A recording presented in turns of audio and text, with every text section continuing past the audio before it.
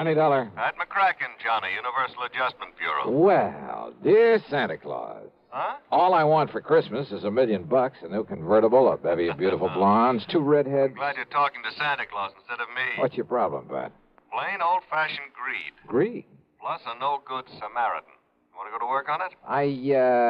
What's the fee look like on this one? I can always use a few extra bucks this time of year. As who can't. But you know something? What's that? When you find out what this is all about, Johnny, well, believe it or not, even you may suddenly decide to make like one of Santa's helpers. Oh, now, wait a minute. If that means no fee. Come on over. Let's talk about it, huh? Yeah, I think I'd better.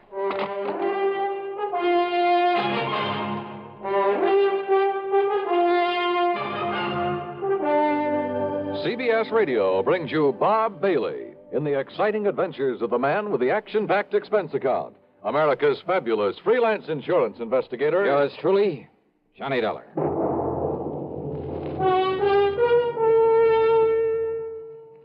And now, Act One of yours truly, Johnny Dollar.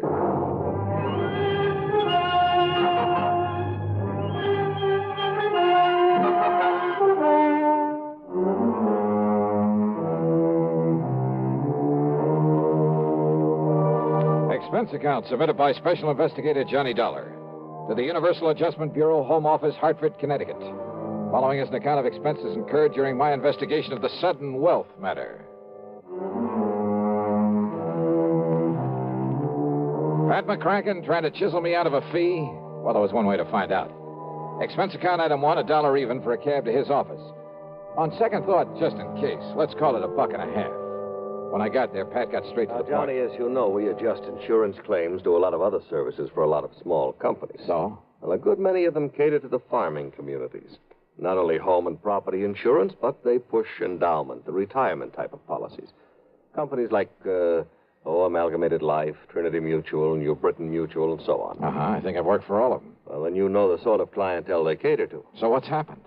Well, 2 years ago, out in South Dakota, in a big agricultural area. Just a few days before Christmas? Wow.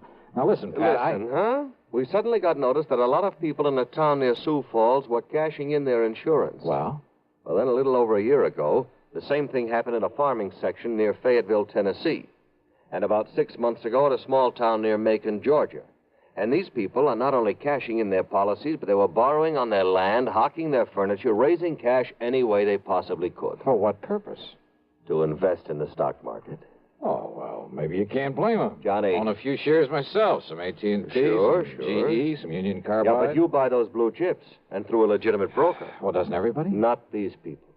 They were handing their dough over to some guy who moved into town and promised to double any money they gave him inside of 3 weeks. Oh, no. That old racket? That old racket. They'd give him $100 to invest for them, and 3 weeks later he'd return them $200? Yes. And when the word got around, everybody in town would start handing him his life savings. Yes. And out of the money coming in, he'd pay off the early suckers. Pay them 2 for 1. So they and all the rest of the pigeons would keep handing him more and more. And then, of course... Oh, sure. As soon as he got a really big bundle in his hands, he'd disappear. Exactly. Oh, brother. One of the oldest, dirtiest, meanest rackets in the world. And the poor, greedy people are still falling for it and getting burned. And the authorities haven't been able to catch up with this guy? By the time they have, he's been gone. But now the latest series of policy cancellations started coming in only a few weeks ago from a town called Enterprise, New Jersey. Well, then, Pat, there may be time to nab him. I hope so. But why aren't the local authorities doing something about it? The man is still paying off, Johnny. You know, the early investors. You can't nab him for that. Oh, well, what he's really doing, though, is setting up the later suckers for a big killing. Of course. But isn't anybody wise to what he's up to? Who knows? Maybe there are a few who were smart enough to get in at the beginning during the big build-up. Yeah, but they'll get their money back. Why, sure, doubled. But then, when he gets enough new money... Well, aren't the police wise to him? Suppose they are, Johnny. What can they do so long as he keeps paying off as promised? Oh, brother. Of all the dirty, rotten... Well, you want to go look? I sure do, Pat. And you can pay my expense account, but that's all. You know, on account of Christmas or something. I kind of thought you'd feel that way about it. Yeah. I'll be in touch.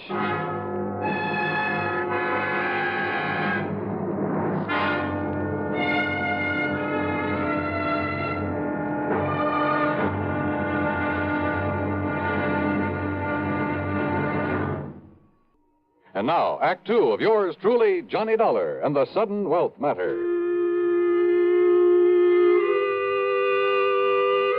Expense account item 26250. And it includes a plane to Philadelphia, and there, in the city of brotherly love, a $50 deposit on a rental car. I drove south on 47 into the farm country, through Vineland, then Millville, and finally to the little town of Enterprise. It had a main street a few blocks long that looked a bit run down at the seams. There was a food, clothing, and a variety store, a drugstore, a movie, and a couple of gas stations. There was a railroad station for shipping out the farm produce, but the lot around it was overgrown with weeds. A block east of the station was well, it was an old, somewhat nondescript sort of building, but over the front door was a weathered wooden sign that told the world it was the city hall. Inside, at the end of a corridor, I found a door that bore the legend Police Headquarters. Police Headquarters? That's right, son. I'm the chief of police, Chief Walters. What'd you say your name is? Well, I didn't, but it's Johnny Dollar. Well, pull up a chair and sit, Mr. Dollar. Okay, thanks. Yeah. Now, what can I do for you? Chief Walters, I'm an insurance investigator. Huh? Oh, sure, Johnny. Sure, I know all about you. I hear all about them cases you investigate on the radio. Yeah, I catch it on WCAU in Philadelphia. Good. Well, now listen, I hope you didn't bother coming down here just on account of I took some cash out of my policy. You did? Well, tell you the truth, Johnny, a lot of people did. Oh, you know how it is. Something special comes along, you can use some extra cash. Oh, but now don't you give it a second thought. Oh, why do you say that? Well, a few more weeks from now, the folks in this town will be buying up more insurance than ever. They'll be buying more of everything. Uh-huh. You mind telling me why? Well, because we'll all have a lot more money, that's why. In spite of what Mr. Lowry says. Oh, who's Mr. Lowry? Oh, he runs that piddling paper. You know, the Gazette. What he says about what, Chief? Well, now, I'll tell you this, Johnny. He puts any of them things that he says about Mr. Morgan in his paper, the folks won't buy it anymore. Morgan? John D. Morgan. Yeah, he's the man that's putting this town on its feet again, now that the farmer's dropped off. John D. Morgan. One of his grandpappy's relatives on his mother's side was a Rockefeller, and another one was a Morgan. Big financiers, just like he is. Uh-huh. Yeah, see, he belongs to that New York Stock Exchange.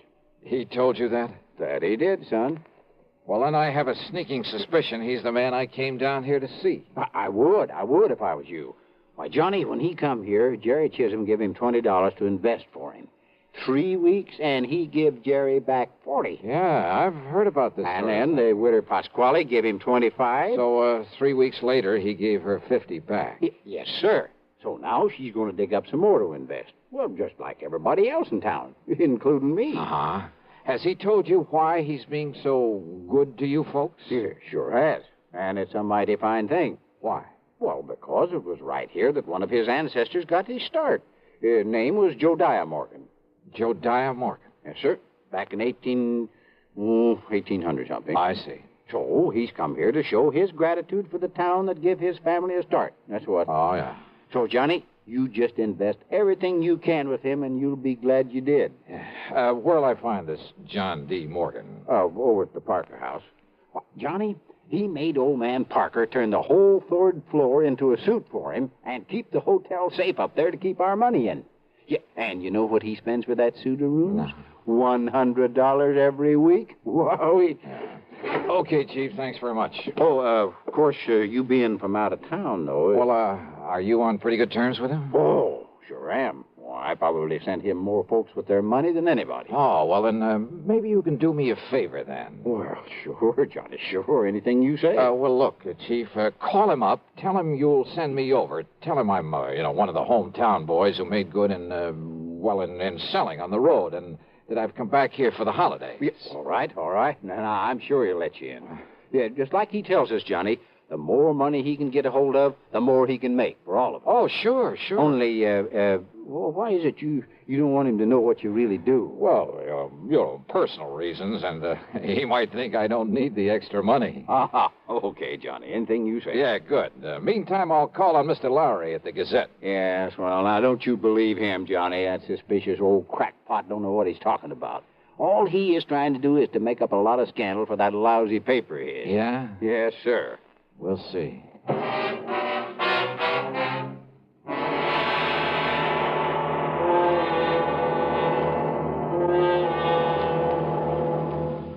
Act 3 of yours truly, Johnny Dollar, in a moment. And now, Act 3 of yours truly, Johnny Dollar.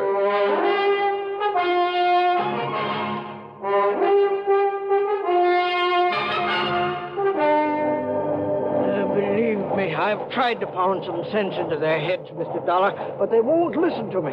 If I print something about that shyster in my paper, they won't buy it. It's unbelievable. All they do is keep handing over more of their hard-earned money to us. Oh, sure, but they're getting it back, aren't they, Mr. Lowry, plus a handsome profit? Sure they are, those who gave him money over 3 weeks ago. So what do then? They go out and beg and borrow some more and give that to him. You just can't raise it. So he keeps taking in more than he's paying out. 10 times as much, every day. But as soon as he's got hold of every cent these people can cough up for him, well, you know. Oh, yeah, I know. Oh, if only I could get some action around here. Get him locked up in jail. Yeah, but how can you as long as he's paying out on the original investments? Yeah. You have no case against him. I know. Why, he'd sue for false arrest and have you over a barrel. Of course. Oh, the suckers would rally to his side and you couldn't prove a thing on him. I know. You simply can't touch him, Mr. Lowry, until he makes a break for it. Yes, but who knows when he'll try it? If he's clever enough to do what he's doing, and with the stupid one-man police force in this town... Wait a minute. Yes? There's one way of knowing when he'll try to duck out of here. How? By giving him the necessary encouragement. The only encouragement you could give to a man like him would be in the form of money. That's right. Now, look, I got a plan, Mr. Lowry. It'll take your complete cooperation. Yeah. And it may take the use of some of your money. My money? It's a chance, but the one chance we have. Now, that's carrying things a little too far. Hey, look. Back. Are you on my side or his? Well, you know the answer to that. Okay. Then our job right now is to convince him that we're on his side. What? Yeah, sure. The only thing that'll make this John D. Morgan pack up and leave is more money. Well, of course. When he gets all he can out of the people. So listen to me, please. I want you to do two things. Now, I hear the press running back there. Yes, I started the run of today's paper just before you came. Stop the press. What? Yeah, set up a new front page. An apology for your previous attitude toward him. You know, Apology? now that you've seen with your own eyes what a good Samaritan he really is, what he's done for these people, what he'll continue to do for them. Mr. Dollar, I And don't... look, call in every kid in town if you have to, but get that paper in circulation. Then you call on Morgan. Call on? Yeah, with every penny you can scrape up. Give it to him to invest for you. Hey, is the local bank still open? It will be in for a couple of hours, but now look here, Mr. Dollar. Then I'll try to get hold of some money myself to give to that crook. You? Well, Dollar, don't you see Do you think he'll hang around once he's got his hands on a real bundle? Hey, don't you understand, Mr. Lowry? Well? Why, yes, of course. Sure. It's the only way to make him try to leave town with it. Yes, it's a chance, though, Mr. Dollar. Have you got a better idea?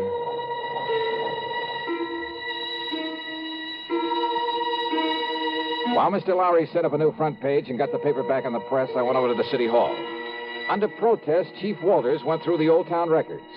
And when he found no record of any Jodiah Morgan, he kind of changed his mind about John D. Then I spent item 3, $1.50 for a call to the Securities and Exchange Commission in New York. They'd never even heard of our shyster friend. Chief Walters' protest then was because I wouldn't let him go straight to the hotel and slap the cuffs on John D. Morgan. And he is a crook. Lowry over at the Gazette was right. Well, sure, of course he was. But look, if you try to arrest Morgan now, you'll only make trouble for yourself.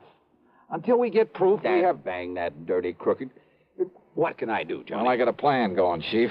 I'll tell you about it on the way to the bank. Oh, what kind of a plan? Did you phone Morgan I'd be over to invest with him? Yes, sir. Good. And when I said your name, well, he made me repeat it for him. But I didn't tell him who you really are. I mean, what you do. Good. Now, you can help some more by taking everything you have out of the bank. Huh? Sure. To invest with John D. Morgan. What? Come on. I'll tell you what it's all about. At the bank, I laid the whole thing out to the president, a dignified old man with the name of Peterson. He, too, agreed to cooperate. Item 4, then $2.25 for a call to Pat McCracken back in Hartford. $10,000? Yeah, wire it to my account right here at this bank. Now, Pat, immediately. And you're going to hand it over to that crook? That's right. Well, Johnny, if something goes wrong, if he gets It's away... a chance we gotta take, Pat. Well? Okay, Johnny, whatever you say. Attaboy. Now, Mr. Peterson. Mr. Dollar, my own wife has just gone to see Morgan with $5,000 for him. Oh? And if that doesn't, well, I guess flush him out is Yeah, the term. good. And yet, I wonder. Yes. Well, I just hope we aren't overdoing this thing now. Enough to make him smell a rat, I mean. No, of course not, Johnny. Ain't you seen the Afternoon Gazette? Precisely. With the paper now supporting instead of fighting him, more people than ever have gone there to give him money. Yeah, but if he does get suspicious, I think I'd better go over there and see him. Whatever you say. But until Pat wires me that $10,000... Oh, here, Mr. Dollar. Here's $1,000 in cash. Huh? From my own personal account. And if you need more... No, thanks. But this ought to be enough to convince him I'm sold on him. Hope I'm not too late. Not unless he were to find out who you really are. Come on, Chief, let's... Hey, Yes, Mr. Dollar? how does Morgan get around? Johnny, you mean you ain't seen that beautiful limousine, that brand new... Where does he keep it? He rents the garage back of Miss Goodwin's house on Wood Street, a couple of blocks west of the hotel. Okay, Chief, then I'll meet you at Morgan's hotel room. Okay, Johnny. And don't, for heaven's sake, tip him off about this. I'll go along with the chief. Yeah, do that. I found the Goodwin house on Wood Street. I found the garage and back. But there were no keys in the limousine inside of it. And rather than lose time breaking open the trunk, possibly to find nothing, well, I remembered an old trick I'd used once before. Then over to the hotel and up to the third floor. But instead of John D. Morgan, I found half the population of Enterprise milling around in it. I had to force my way through to where Chief Walters and the banker, Mr. Peterson, were standing in front of an old-fashioned open safe. Too late, Mr. Dollar. We got here too late. What? Don't you see, Johnny? He skipped. He's already skipped out on us. Must have got wise to you. I had the chief order Mr. Parker to open the safe and look. Look at what everybody who came in here thought were bundles of money. Their money in it. Wads of paper with bills on the outside to make them look like... Dollar, listen to me. Yeah, Mr. Lowry. These people feel that you were responsible for this. Me? And after making me give my last penny to him a while ago, Dollar, I can't help wondering myself. Oh, now look, use your head. Listen to me, listen. All right, I'm listening. Well, doesn't anybody know where he went? He must have went out the window in the back room when he seen me and Mr. Peterson coming. The back window, huh? Okay.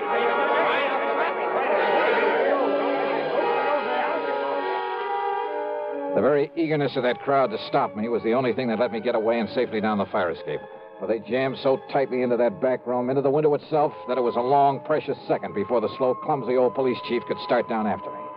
I tore on over to the garage again. And there, sitting in the car, was John D. Morgan. One hand on the starter key, the other with a Colt 38 leveled at my head. You, huh? I might have known you'd done something to my car when I saw you leaving this garage for the hotel a few minutes ago, Dollar. That's right, Morgan. I took the rotor off the distributor. Then put it back quickly, or so help me, Dollar. Sorry, old man. It stays right here in my pocket. You give me no choice. I'll have to kill you and take it All away. right, wait a minute, Morgan. Look out there on the street. Oh, those people. Yeah, that's right. And I don't think they like you anymore. You see their faces? Not very pleasant looking, are they? Oh, no, let me... Oh, help me. They'll kill me. Maybe. You had that money for him? But yes, it's in the trunk of this car, all of it. Then you'd better open it up and be ready to give it back to them. Yes, tell them I will. I'll give it all back, all of it. After you let me have that gun. What? Come on. I'd hate to think of what they might do if they saw you waving that thing Oh, around. here, take it, please. Okay. Now get out and open up that trunk for him.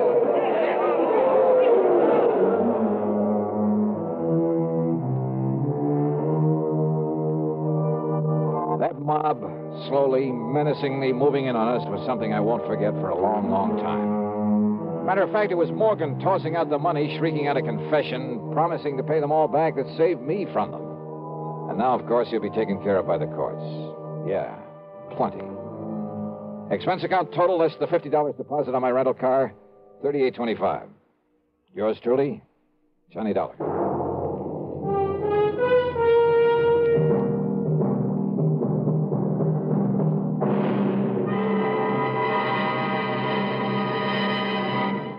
Our star will return in just a moment. Now, here is our star to tell you about next week's story. Next week, the strangest disappearance I've ever been called on to investigate. Join us, won't you? Yours truly, Johnny Dollar. Yours truly, Johnny Dollar, starring Bob Bailey, originates in Hollywood and is written, produced, and directed by Jack Johnstone. Heard in our cast were Lawrence Dobkin, Forrest Lewis, Junius Matthews, Edgar Barrier, and Russell Thorson.